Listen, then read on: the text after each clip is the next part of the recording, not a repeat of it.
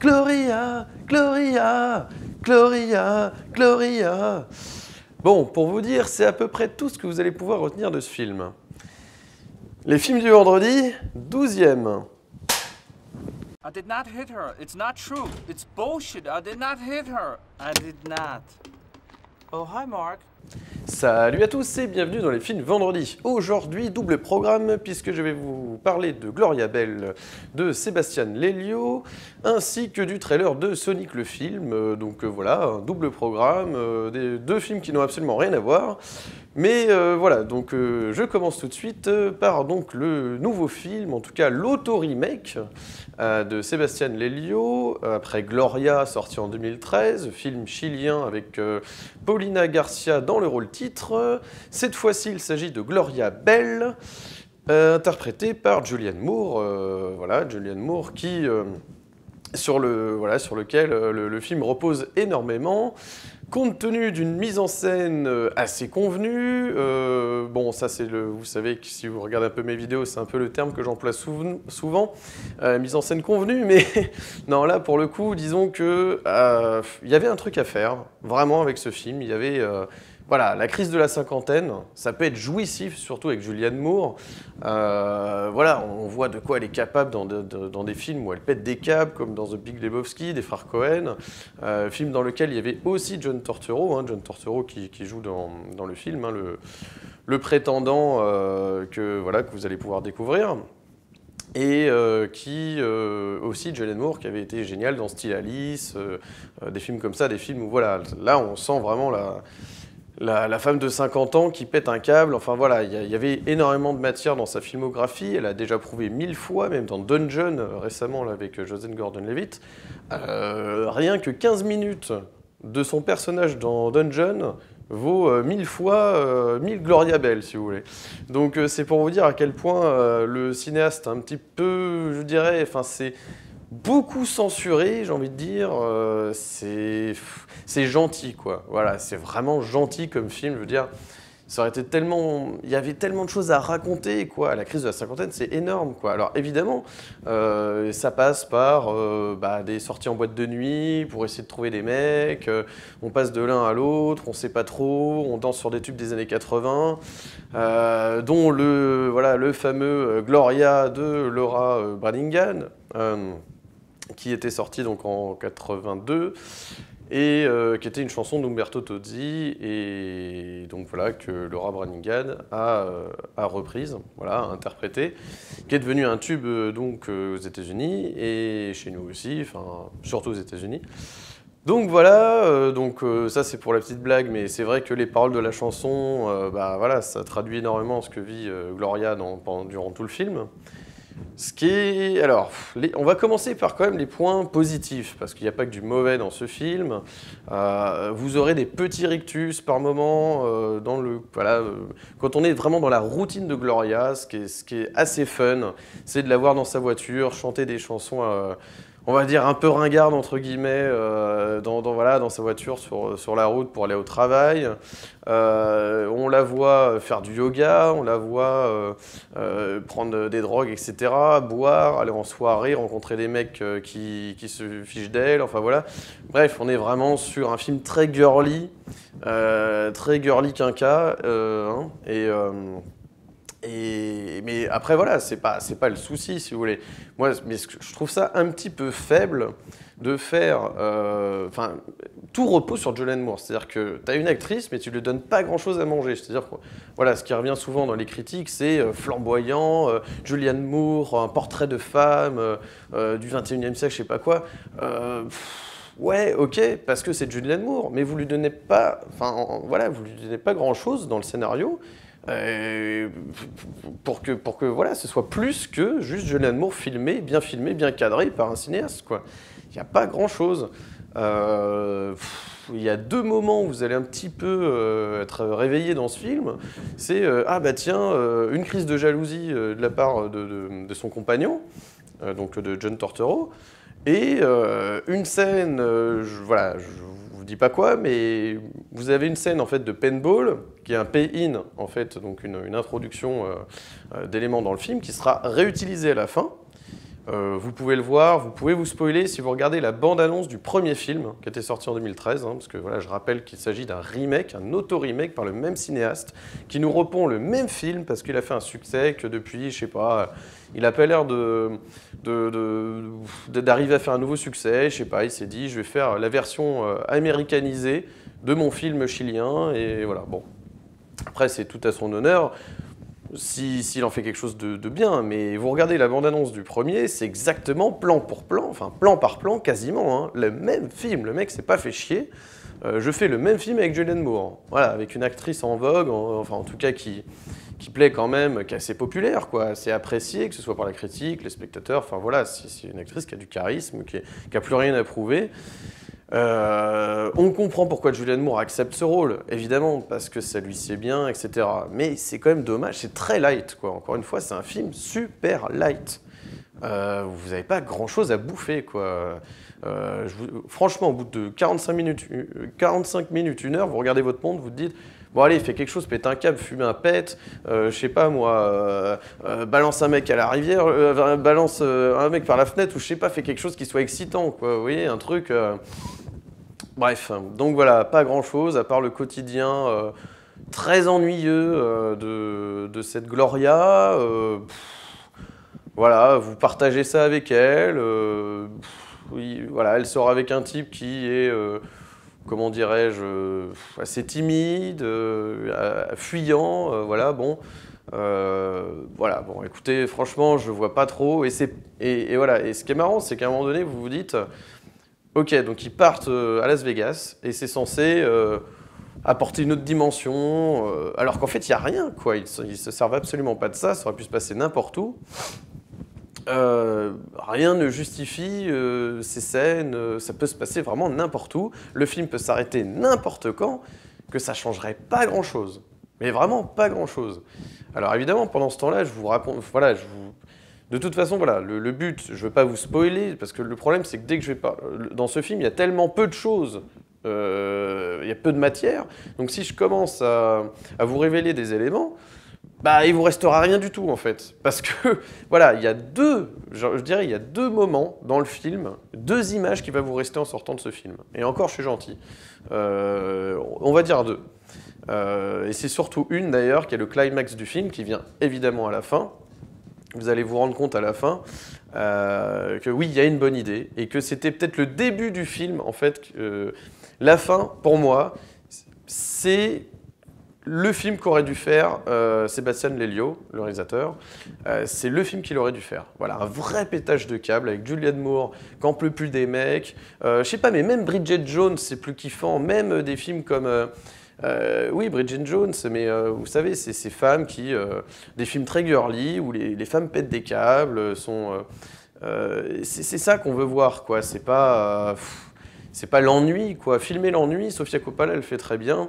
Laissez-lui, quoi. Il y a des choses un petit peu kiffantes, on va dire, ouais, la scène, il y a une scène, vous verrez, de dîner avec son ex-mari, il y a ses enfants avec, il y a une fille qui dit qu'elle est enceinte, etc., donc ça crée un petit peu d'animation. Franchement, il n'y a pas grand-chose à se mettre tout là-dedans, quoi. Encore une fois, ça joue beaucoup sur le visage de Julianne Moore, tout ce qu'elle peut... Mais en même temps, je suis ennuyé avec ce film. Franchement, je ne sais pas quoi en dire.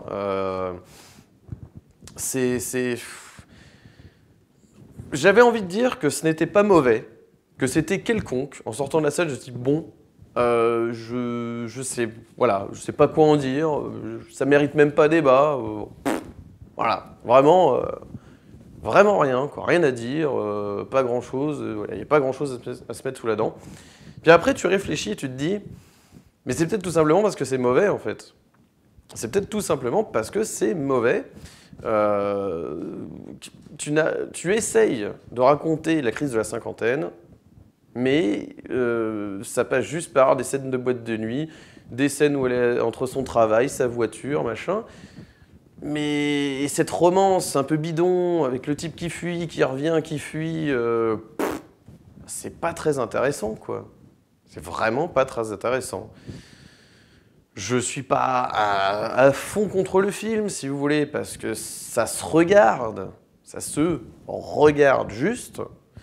mais n'allez pas le voir en salle, quoi. Non, n'allez vraiment pas le voir en salle. Il y a des choses un petit peu kiffantes, on va dire, ouais, la scène, il y a une scène, vous verrez, de dîner avec son ex-mari, il y a ses enfants avec, il y a une fille qui dit qu'elle est enceinte, etc., donc ça crée un petit peu d'animation. Franchement, il n'y a pas grand-chose à se mettre sous la dent, quoi. Encore une fois, ça joue beaucoup sur le visage de Julianne Moore, tout ce qu'elle peut... Mais en même temps, je suis ennuyé avec ce film. Franchement, je ne sais pas quoi en dire.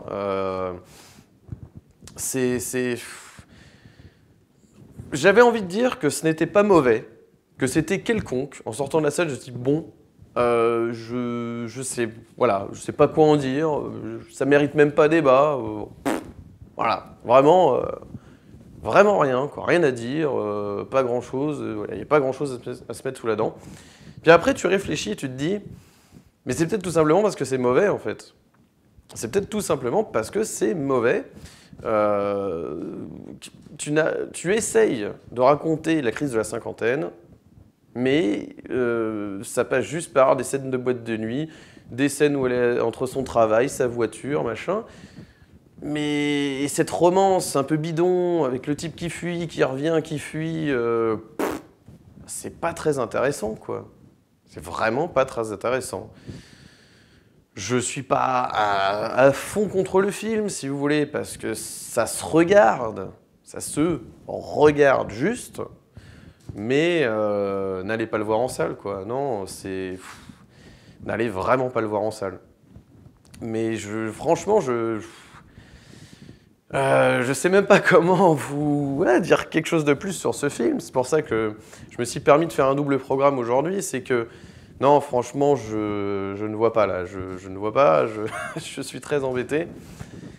Il y avait quelque chose à faire. Voilà, encore une fois, je me répète, mais il y avait quelque chose à faire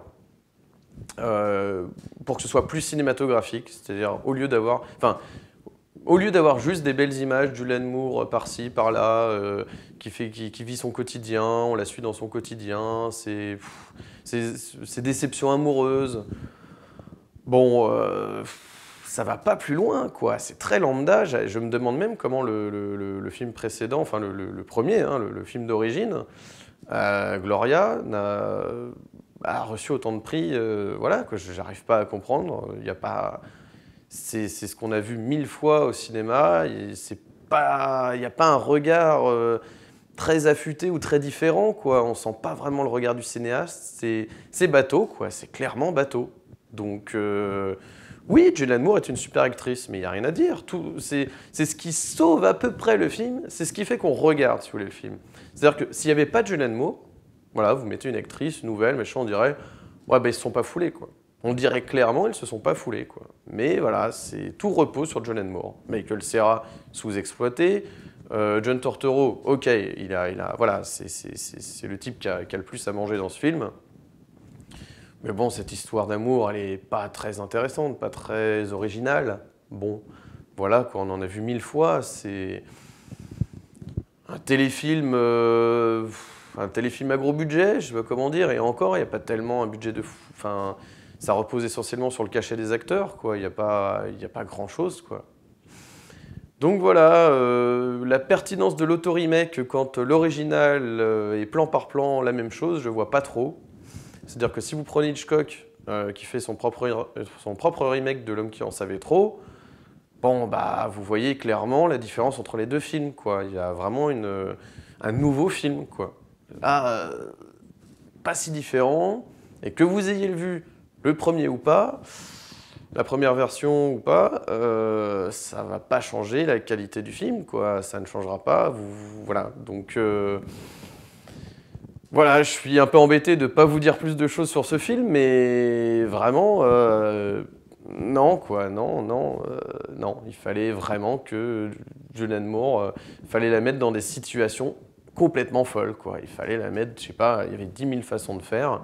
C'est pas parce que juste elle fait un espèce de saut en élastique ou je sais pas quoi que ça y est, c'est un film de femmes fortes, enfin d'une femme puissante qui prend sa vie en main. Non, c'est pas juste pour ça, quoi. Non, il fallait vraiment qu'elle pète plus un câble que ça. Les scènes de dépression sont plutôt pas mal. Mais voilà, il y a notamment, vous verrez, une scène avec une espèce de squelette, je vous dis pas, mais c'est assez marrant. Voilà, c'est une sorte de mendiant qui fait un petit spectacle de rue avec un squelette et on la voit vraiment perdue.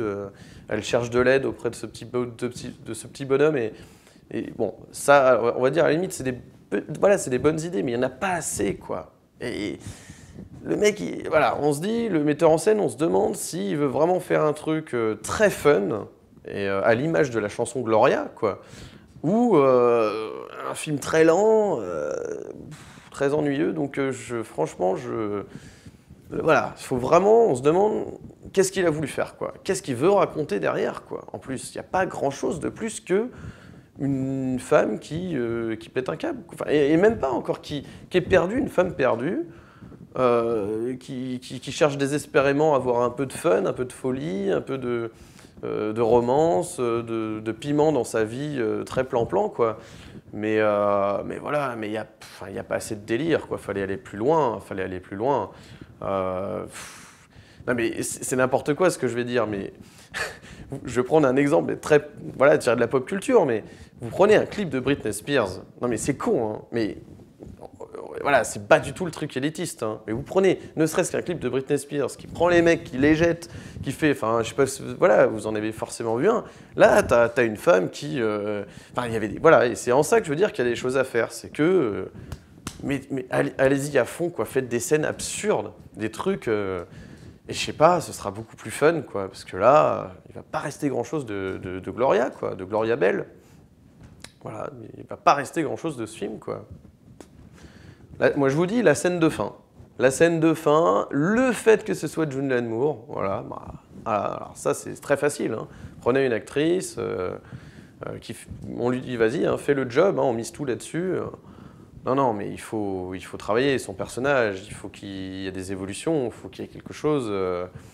Non, là, clairement, c'est trop light, quoi. C'est... Ah, on va dire ça passe, mais alors, ça passe, vous sortez de la salle, vous dites, bon... voilà, franchement, je sais pas comment vous dire.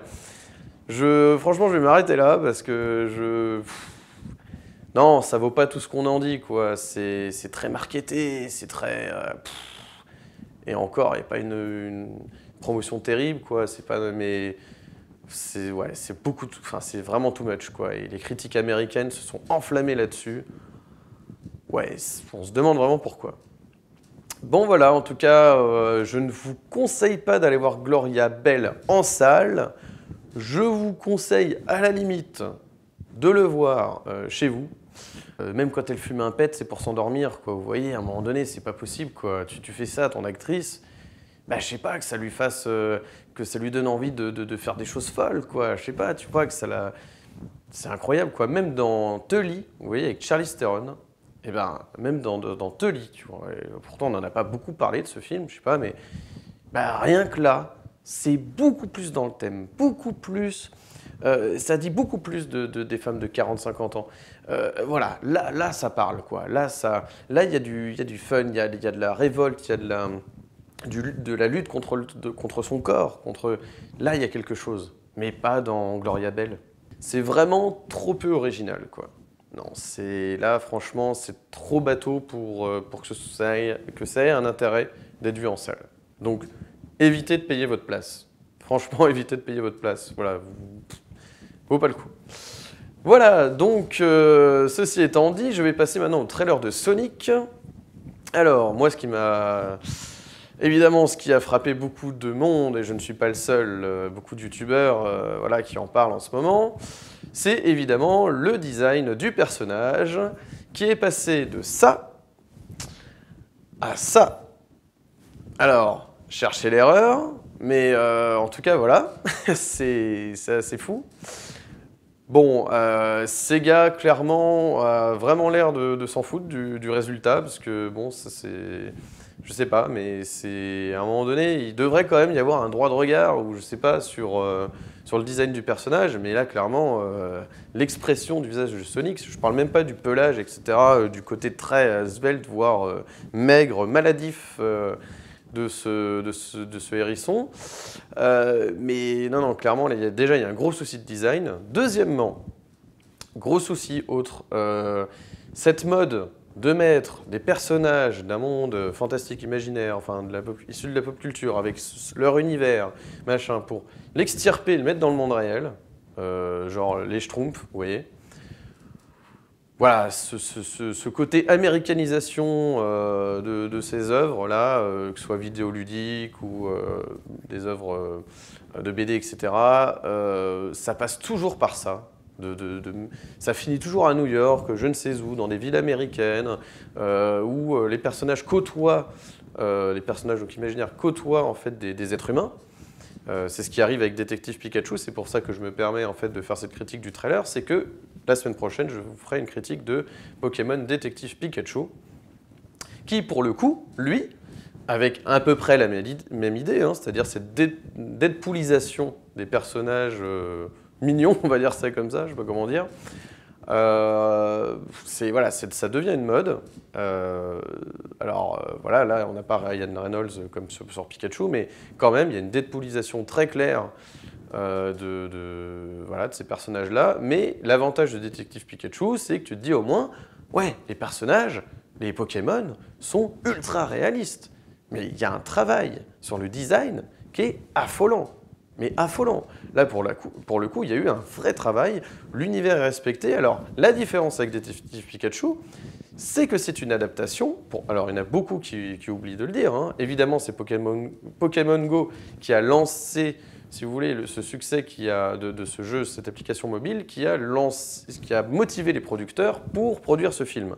Ok, très bien. Mais il ne faut pas oublier que Détective Pikachu est à la base un jeu vidéo. Voilà, qui est sorti sur DS ou 3DS. Et donc, c'est l'adaptation de ce jeu, quoi. Donc, il côtoie les humains, il parle, son coéquipier comprend la langue des Pokémon, etc. Donc, voilà. Donc, c'est exactement ce qui se passait dans le jeu. Donc, voilà, on oublie de dire que c'est une adaptation de jeu vidéo. Donc, c'était déjà comme ça dans l'œuvre d'origine. Dans le cas de Sonic, c'est absolument pas le cas. Sonic, c'est le hérisson de Green Hill Zone, pour ceux qui jouaient aux jeux vidéo, qui a des amis qui s'appellent Tails, Knuckles. Il y a aussi une sorte de Sonic maléfique qui s'appelle Shadow. Vous avez Rose ou Rouge de Batte, enfin plein de personnages comme ça, qui n'apparaissent pas dans ce film. C'est un peu ennuyeux. Le seul personnage qui revient, c'est le méchant Robotnik interprété par Jim Carrey. C'est à peu près la seule chose qu'on aura à se mettre sous la dent entre deux passages dans des anneaux, parce qu'il y a l'idée des anneaux téléporteurs qui sont repris dans le film.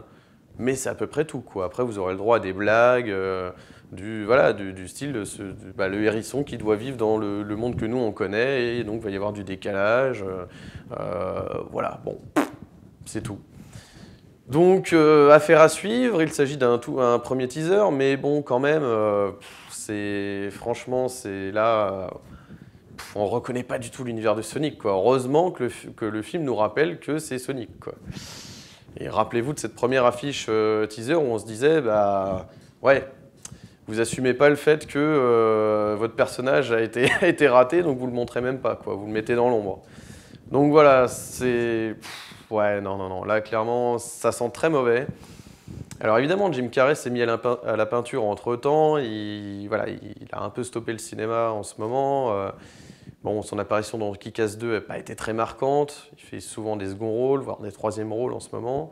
Il accepte des petits projets par-ci, par-là. Je dis petits projets par rapport à la grandeur, enfin à la personne qu'est Jim Carrey, quoi. Il vaut beaucoup mieux que ça, quoi. Donc, mais bon, ça peut être fun, à la limite, mais c'est très dommage, en tout cas, que ce film Sonic ne ressemble tout sauf à un film Sonic, quoi. Vraiment, il n'y a que Jim Carrey qui est crédible dans le rôle de Robotnik, quoi. Donc, même après, au niveau de la corpulence, je ne sais pas comment ils vont faire. Mais en tout cas, je suis vraiment pas rassuré par ce trailer. En tout cas, il fait beaucoup parler de lui, donc ça c'est toujours pareil, malheureusement. Plus il fait parler de lui, plus ça va peut-être motiver les gens à vérifier ce que vaut le film en salle. Donc c'est aussi une technique marketing, hein, remarquez, donc voilà.